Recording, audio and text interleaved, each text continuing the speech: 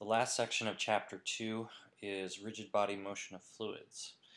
Now, this may seem strange. Chapter 2 is all about fluid statics, so why are we talking about motion? This type of motion is unusual for fluids.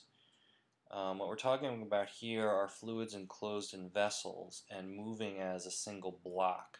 So when fluids usually move, the molecules within the fluid rearrange themselves as it moves. There's turbulence that reorders the molecules. In this case, we're talking about fluid within a vessel, so the whole thing moves as a single block, and there's no shear stress within the fluid to rearrange things. One example for this is if you can do this yourself. You take a glass of water and you accelerate it into the left or to the right. What you'll see is the water surface climbs one side of the glass. So as you move it, it climbs up and forms this angled surface. In this case, where you have a linear acceleration of the fluid, P equals gamma h no longer works. So we need a more a larger form of that equation. So using our standard coordinate system where z is up and x and y are lateral directions, I'm also going to define unit vectors in that coordinate system, I, j, and k. We come up with this differential equation that minus the gradient of p equals minus the unit vector k equals rho times the acceleration vector. So this is a very compact notation. It's three-dimensional. You'll have to go back to your mathematics classes to look at what gradient means, but it might make more sense to expand this into the three dimensions. So that single equation can be expanded to these three, looking at the x, y, and z direction independently. And what you see is dp dx is a function of rho and the acceleration and the x component of acceleration.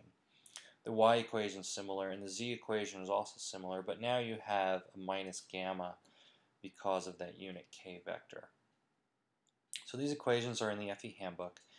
They describe how the pressure distribution within a fluid that is moving in a linear motion. Note that if the acceleration vector is 0, you've got a static fluid, and this whole thing reverts back to what we're used to, that is dp dz equals minus gamma. You can take it one step further and calculate what the angle is of that surface. If you combine and rearrange the formula from the previous page, you can derive this formula, dz dy equals this, and this gives you the slope of that line. And using trig, you can calculate what the angle is of that line.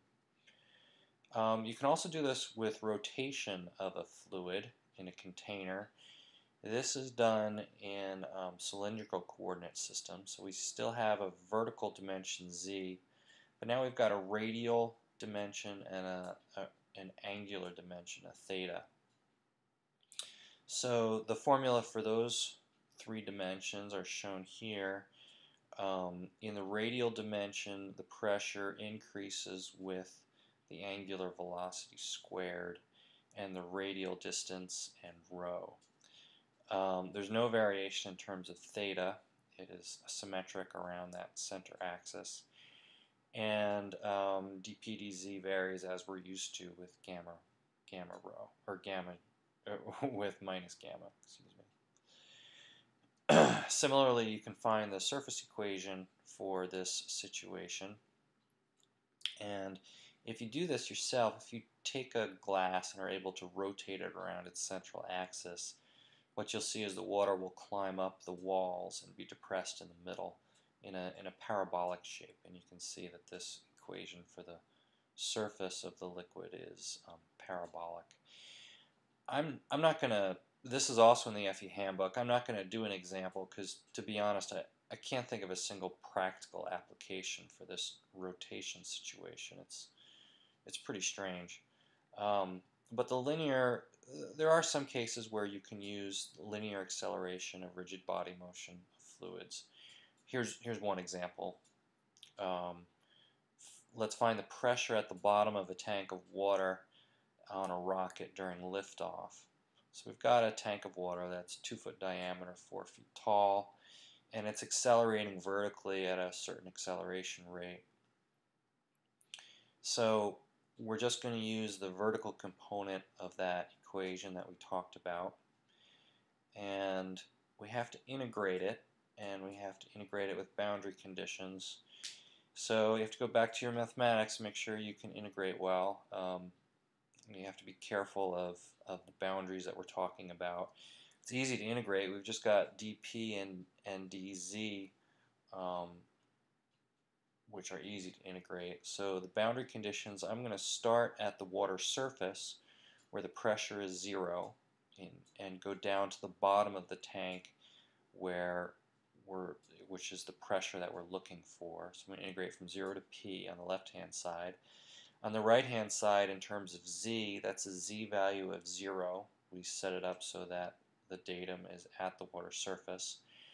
And then 4 feet down is a z value of -4. When we integrate dp, it's just p. When we integrate dz, it's just z. The other terms on the right-hand side there, those are all constants. So we're left with 0 minus p equals what's on the right-hand side. When you rearrange that and solve for p, you're left with gamma times rho az times the depth, which gives you a pressure of pounds per square foot, and I'm convert that to more standard units of psi, which is 2.12 psi.